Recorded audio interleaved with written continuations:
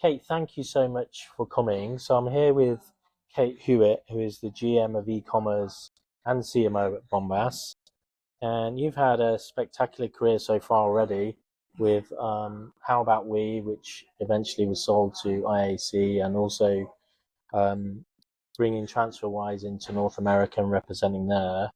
And I think now for the basic essential brand of socks, you've moved it into this premium kind of feel and almost tech-like products with 100 million items sold. And now you're moving into offline and into retail. How do you kind of keep that mission first soul from getting lost in a wholesale environment? Yeah. So mission is one of our two core brand pillars, the other being product quality. So it's not an afterthought for us. It's really part and parcel of every single thing that we do. Yeah. We've actually been in wholesale for quite some time, just with an intentionally small footprint. We really wanted to prioritize working with partners that we thought could represent the brand well, and that was inclusive of their excitement around our mission. And so we've really thought from the beginning about wholesale, not just as a place, to find incremental revenue or reach incremental customers, but a place that can help publicize our mission and help drive awareness of it. Yeah, and great. And just so, what are in general your wholesale plans for this year? Yeah. So we have started to expand out of that core group of really tight wholesalers that we've had for some time. And again, trying to be really thoughtful about the places that we're expanding. So we're continuing to work with those partners and to grow those businesses. But two of the recent additions are Target. We were live in Target over holiday, which has 30 million visitors a week in Target. And so when we think about, again, eyeballs on the mission and a platform to be able to talk about that, Target is phenomenal. And then we also have expanded into footwear over the last few years. And so we had our first footwear wholesale partner in DSW over this past holiday. And we're pretty excited about the additional reach of both of those two partners. Yeah, thank you. And I'm always very interested in Target. It's a retailer with such personality. Yes. And it's like its customers are very fond of it. Yes. Aren't they? And I just wonder how they've managed to do that. It's very interesting. So the first question, really, you've talked a lot about Facebook. Very disciplined choice years ago to diverse away from the Facebook heavy mix. And a lot of brands are still very focused and reliant on Facebook. So in 2026, with signal loss and rising CAC, where is the new frontier for Bombas? Are you looking at things like TV, CTV, even podcast intimacy, or something else to really drive awareness and new purchases? So I would say our overall channel mix has actually been relatively stable at the highest level for the last few years. But under the covers, we're constantly making a lot of changes. So even, Facebook remains a really important partner for us today. But within Facebook, the way that we are using creative to target different types of audiences, our approach to, essentially lower funnel on Meta versus mid or upper funnel has evolved. And that's true of all of the channels that we're in, right? We're in the channel, but also we're thinking a lot on TV, what are the channels we're on? What are our day parts? What's the creative? Yeah. And so we're constantly taking a lens of how are we improving every channel all the time? Yeah. And, as a key input to that, making sure that we are not overly reliant at any one time on a single channel. Yeah. And why is it that you don't want to be over reliant like that? Is it because of the costs will rise, and is it? Yeah, I think it has more to do with risk reduction and resilience, right? If your spend is more distributed across more partners, you're able to absorb,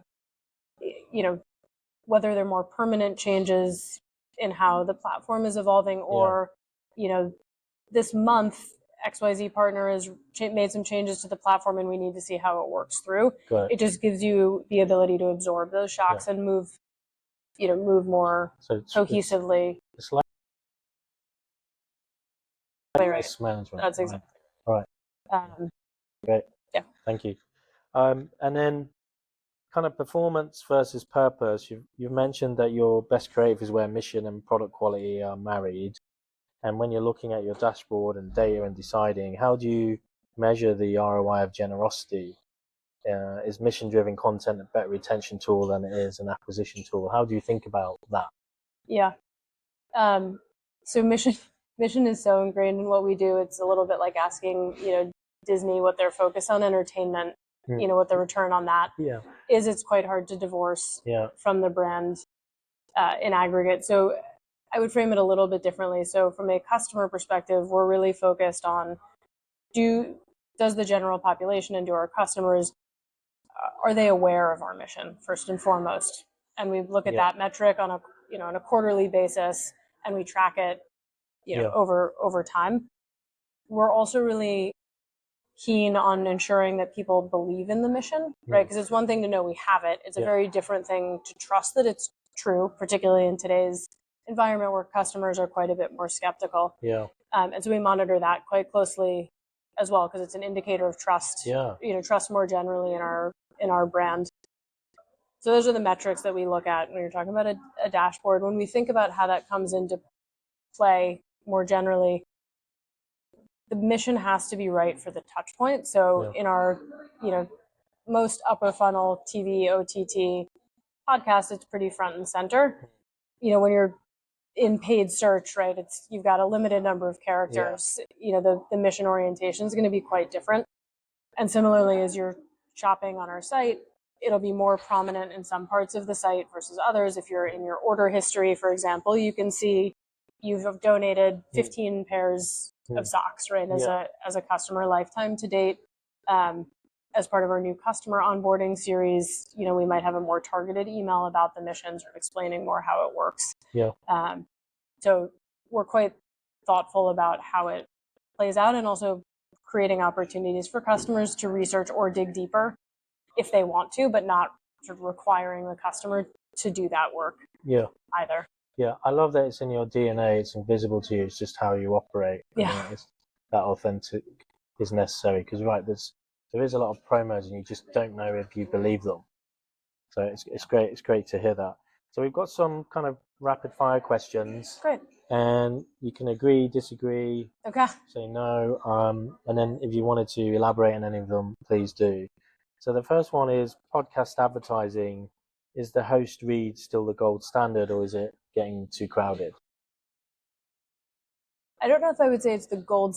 Sorry, it's supposed to be yes, no. I don't know that I would say it's the gold standard, nor is it too crowded. I think like anywhere else, it's about picking the right spots that make sense for you and your brand and the product that you have at that. Because they're effectively an influencer. They've got such influence and loyalty, haven't they, from their audience? It's got to be so aligned. For us, it's an important part of our mix.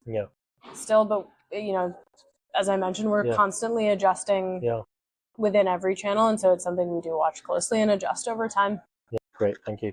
The next one is the one-for-one model. Can it scale to every category, or are we reaching charity fatigue?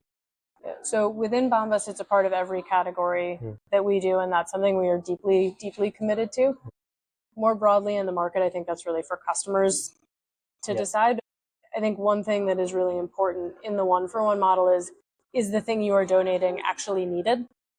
So something that a lot of people don't know is that we maintain very regular contact with all 4,000 of our giving partners across the country, and we do survey them about a wide range of topics, but one of the things we're most conscious of is asking them what clothing items they need, right? Because if we're, unfortunately, the demand for socks continues to outstrip what we're able to provide, but we do want to keep a finger on the pulse to make sure, hey, we're not just donating this many socks because we've sold this many socks. We want to make sure that we are meeting the needs of our partners, and that was part of what informed our entry into underwear and t-shirts as well, because those are the second and third most requested clothing items in homeless shelters. Thank you. Across our giving partners more broadly. 4,000 partners, that's a whole business to manage on its own. It is, there's a team. We have a dedicated team that's focused on supporting the giving partners and making sure that we're meeting their needs and that we're servicing them to their expectations. Great. And finally, kind of D2C basics. Is there any category left that hasn't been premiumized yet? Probably, but I would say we are really focused on the categories we're already in and continuing to make the best products. Great. And then, Kate, kind of my final question for you is you've spoken a lot about the importance of pay it forward and mentioning high growth cultures. I wanted to pivot to your own personal kind of intake. Is there a book that has profoundly shaped your philosophy on either human centric leadership or the psychology of choice? Something you find yourself going back to maybe when it gets noisy out there? Yeah, there's a few that I'll share. I think in terms of systems thinking, I find Scaling People by Claire Hughes Johnson really helpful, and High Output Management by Andy Grove, which is just a classic that's stood the test of time. One thing I'm really thinking about a lot these days is the importance of effective communication in leadership. And so I've been rereading Barbara Minto's Pyramid Principles for communication. And then the third is a little bit unconventional. C.S. Lewis, The Screw Tape Letters. And I think one of the key messages in that book is drift happens in the small moments where you can sort of make the easier decision that's not aligned. And I think particularly in a scaling stage culture where a lot of decisions are being made, helpful to keep an eye on that drift and really make sure that we're supporting everyone in the business to continually make the best decisions they can and the decisions that are right for the company. That's great. It's a great philosophy and add to culture and protector of culture, getting people to think that way. Yeah. I love that. How does that manifest? Do you do training for people, or is it leadership culture, leading by example? Around the book specifically, or more generally? Around that drift moment, these small moments. Yeah. You can imagine kind of really training that in, or culturally them. So this is a bit more for me personally versus sorry, this particular book or text is more. But I do think one of the key aspects of the mission, actually, one of the things that really drew me to Bombas is, both in the product and in the giving side, small details matter, right? And so part of why the socks are so amazing is everyone hates the seam in a sock's toe, but we took the time to figure out what's the best way to make a seamless toe. Everyone hates that their socks slip down. We tested tons of different levels of elasticity to have that sort of perfect fit where it stays up, but it isn't too tight. And so that's part of our product philosophy, right? Is that these small details really matter to the end result. And when you think about giving, we have thousands of partners across the country. We've donated over 150 million items to date, but that donation happens a person at a time, one interaction at a time, right? So like I'll go to Bowery Mission in New York and we're making breakfast and, we're handing out socks with breakfast. And so I think that focus on small details and small moments really adding up to matter to the outcome is very much a part of Bombas to begin with. And this is just a text that helps me remember that and, is just vividly portrayed. And, C.S. Lewis is a master. Yeah, that's great. Well, thank you so much, Kate Huyett, for joining us here on ClickZ. You can follow ClickZ on YouTube. You can follow us on LinkedIn. And then also follow us on clickz.com and sign up to our newsletter. Thank you. Thanks, Kate. Thank you.